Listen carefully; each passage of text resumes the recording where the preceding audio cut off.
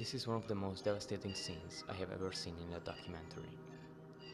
A young girl is pushed through a leper colony in a wheelbarrow.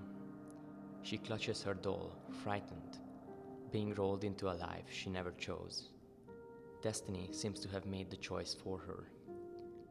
Around her, she sees decay, sickness, and death, her own future reflected in the faces she passes. The cuts quicken, the shots tighten, her eyes fill with tears. And then, we dissolve to fallen leaves floating quietly down a river.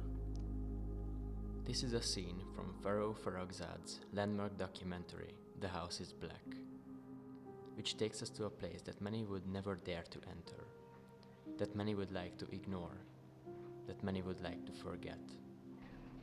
A leper colony. These are the first sentences of the film. دنیا زشتی کم ندارد.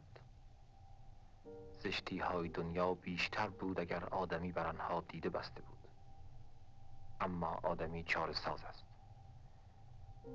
بر این پرده اکنون نقشی از یک زشتی، دیدی از یک درد خواهد آمد که دیده بر آن بستن دور است از مروت آدمی. این زشتی را چاره ساختن، به درمان این درد یاری گرفتن و به گرفتاران آن یاری دادن، مایه ساختن این فیلم و امید سازندگان آن بوده است. The film's mission statement is clear from the get-go: to confront us with a part of life we'd rather ignore, and in doing so, to help ease the suffering of those who are living in it.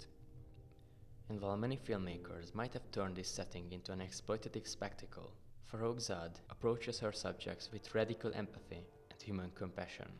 It's a stark yet beautiful meditation on the human spirit, surviving within a world of suffering. The film asks the question, how can these people still get up and keep going despite their circumstances? How can they find joy and happiness despite their suffering?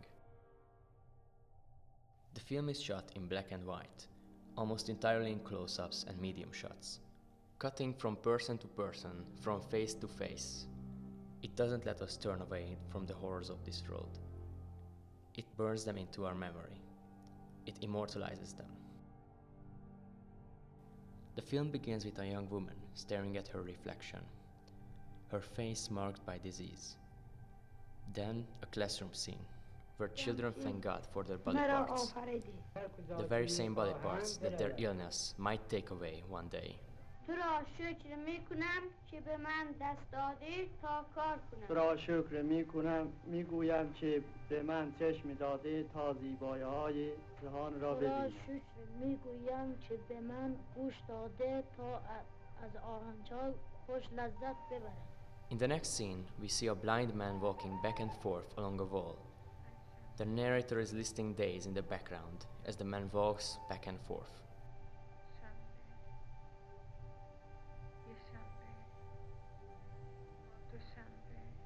It gives the sequence a haunting rhythm, and it reminds us of time passing by while these people can do nothing but walk back and forth blindly.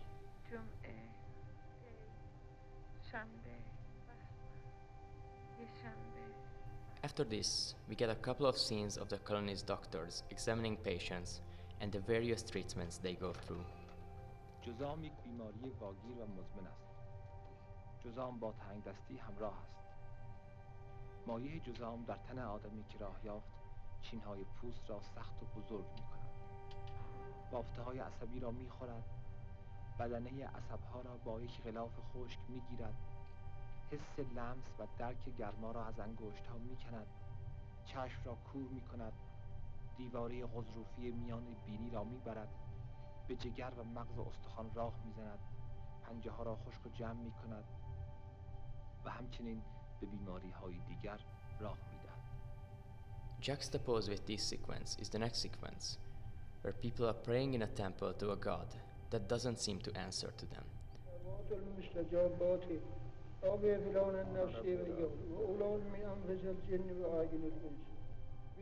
There seems to be no divine answer or savior coming to these people. Is science or spirituality is what's going to help them? Is that hope that these two give is the one thing that keeps them going?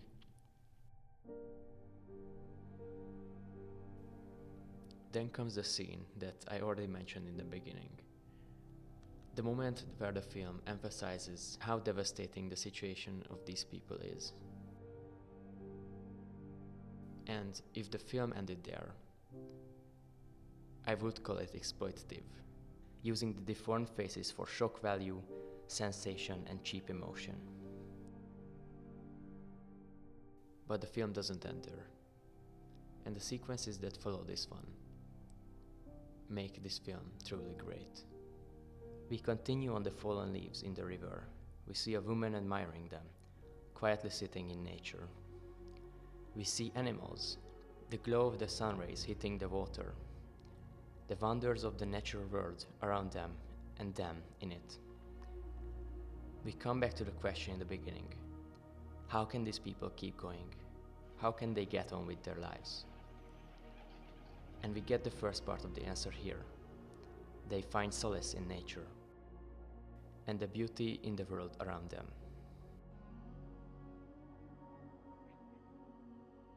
Then the next sequence starts, and we see these people playing, laughing with friends, dancing, singing, playing music and sports, reveling with energy and life, lifting each other's spirits up as a community, sharing each other's pain and sharing each other's joy.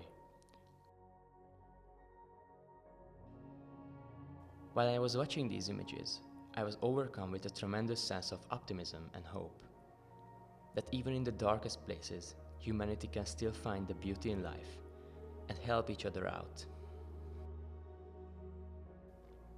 These people are just like us. They speak a different language, follow a different faith, have different cultural norms, and they bear the marks of a disease.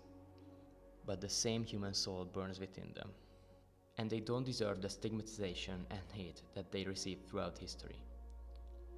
They deserve our compassion, and they deserve our help, if we can offer it. This hopeful sequence ends with a half-legged man slowly walking toward the camera, slowly but surely creeping up, like the illness does to their bodies.